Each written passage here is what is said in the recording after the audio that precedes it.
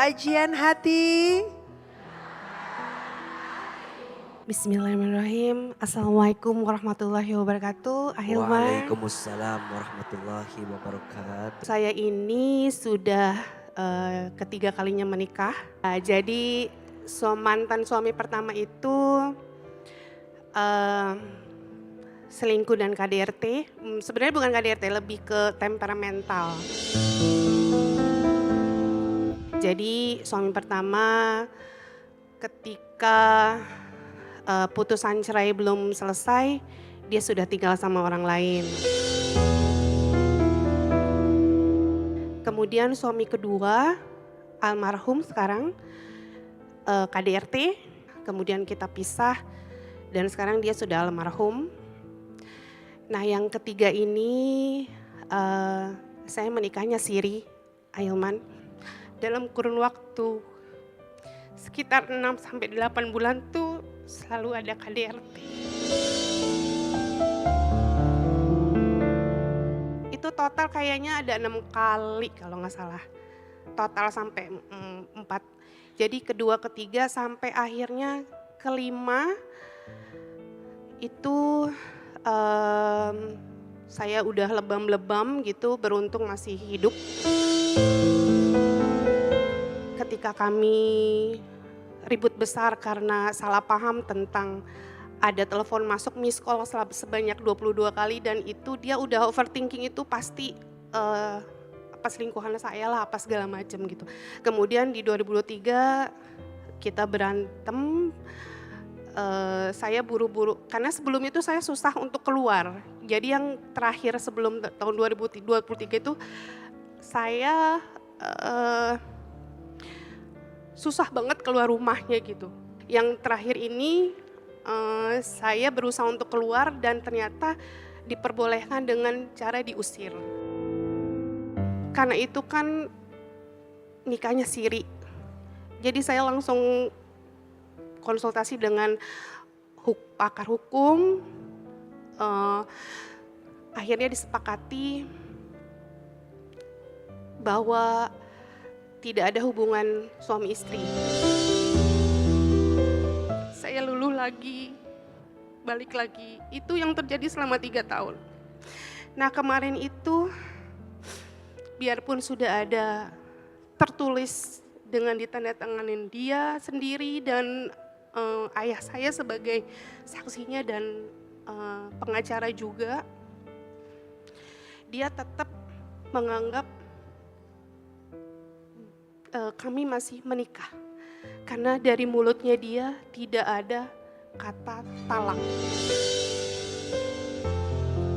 Mungkin pertanyaannya adalah, apakah betul status dengan dia yang belum mengucapkan talak itu memang saya belum resmi menjadi mantan istrinya?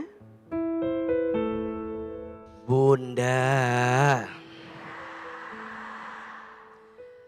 setiap di antara kita inginnya rumah tangga itu sekali seumur hidup bertahan selamanya di dunia sampai ke surga. Betul? Tapi kan kita nggak pernah tahu ya. Boleh jadi ada situasi, ada kondisi yang membuat seseorang harus mohon maaf, harus menyelesaikan rumah tangganya. Maka pelajaran pertama adalah yang sudah berumah tangga, tolong jaga rumah tangganya baik-baik. Jangan jadikan perceraian sebagai pilihan pertama ketika kita sedang berselisih di rumah tangga. Perceraian itu harus dijadikan sebagai pilihan terakhir. Setelah kita tidak menemukan lagi alasan untuk bisa menemukan kebaikan. Nikah siri itu diperbolehkan secara agama sah. Tapi secara hukum negara itu tidak tercatat. Sehingga yang dikhawatirkan kalau ada apa-apa dengan rumah tangga ke depan sulit untuk dibuktikan. Sulit untuk dipertanggungjawabkan karena secara negara tidak ada catatan. Maka Sekarang beliau bertanya, "Aa gimana? Aku nikah siri, tapi suamiku tidak keluar kalimat talak." Hati-hati, talak itu kan ada dua tadi. Satu ada talak yang sifatnya syariat, yang harus terucap kalimat talaknya. Atau ada yang kedua, talak hakikat. Mungkin tidak terucap, tapi kelakuannya, sikapnya sudah mengarah pada talak yang dihadirkan tadi. Maka sekarang jawabannya, Mbak Vicky tolong pastikan ini, minta sama suami ini. Ini mau dibawa kemana? Ini mau seperti apa? Kalau engkau sudah tak mau bertanggung jawab, ceraikan aku. Pisahkan aku darimu. Karena kalau tidak, digantungkan seperti ini. Dan nanti berdampak kepada hal-hal yang lain. Kadang kita harus belajar mengambil hikmah dari semua yang pernah terjadi untuk kehidupan kita yang lebih baik. Kegagalan itu bukan cara Allah menghancurkanmu.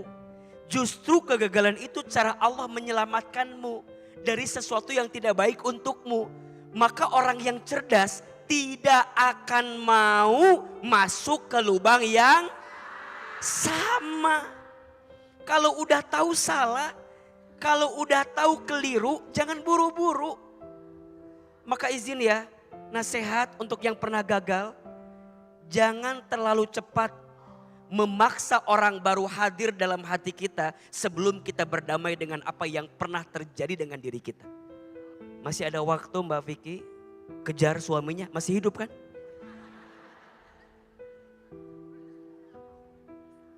Sudah mau pisah, dia tidak mau pisah, ya sudah.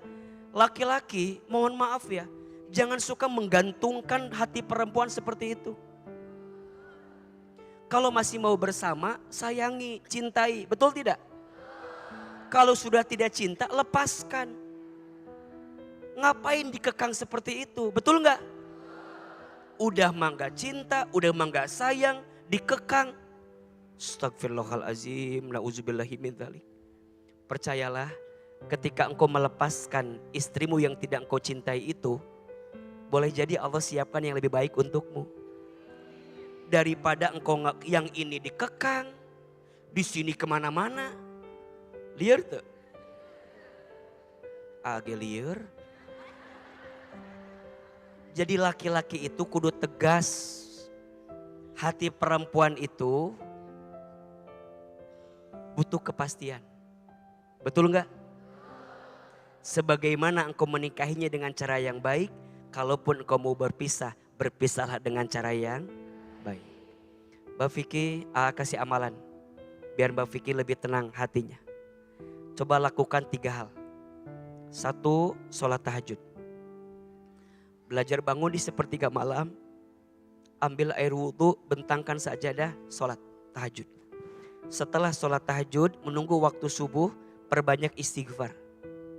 Kalau bisa jangan kurang dari 100 kali istighfar di setiap waktu sahur. Apa fungsinya, apa keutamaannya? Istighfar ini 2. 1, menghapuskan dosa. 2, melapangkan jiwa. Yang kedua, amalannya sedekah. Undanglah hajatmu dengan sedekah.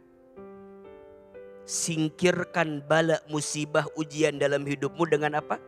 Sedekah. Dan yang ketiga, untuk menguatkan hati, hadir di majelis ilmu, berkumpullah dengan orang-orang soleh. 3 saja. Coba lakukan itu di masa-masa penantian ini, di masa-masa yang sedang galau ini.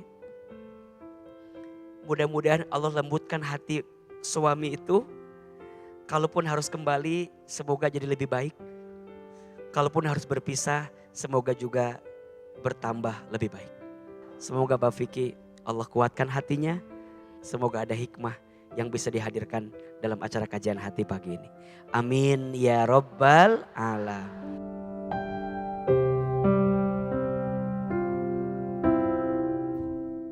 Bunda, kajian hati, tenangkan hatimu. Nah sekarang aku udah sama Bunda Dewi. Nah tapi Bunda Dewi, kenapa sih kok kelihatannya kayak yang panik dan bingung gitu? Iya teh, saya lupa. sebelum berangkat kajian, colokan setrika saya udah dicabut apa belum ya? Takutnya gosong nanti rak saya. Waduh Bunda, berarti sekarang Bunda tuh jadi gampang lupa ya. Nah tenang ya, karena aku punya solusinya. Ini dia Renovit Gold, dilengkapi ekstrak kuperzin untuk cegah pikun. Renovit Gold ini multivitamin dan mineral lengkap untuk usia 50 tahun ke atas. Dilengkapi dengan 25 vitamin dan mineral yang bantu meningkatkan daya tahan tubuh. Wah mantep teh, ada manfaat lainnya?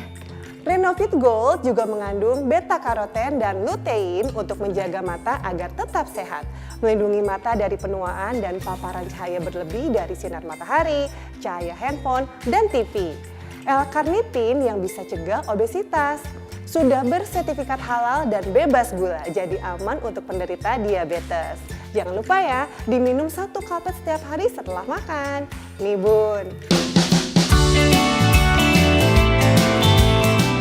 Memang teteh minum Renovit Gold juga? Nah, untuk usia produktif kayak aku minum ini. Renovit setiap hari. Dengan 26 vitamin dan mineral lengkap untuk bantu menjaga kebugaran dan daya tahan tubuh. Belinya di mana teh?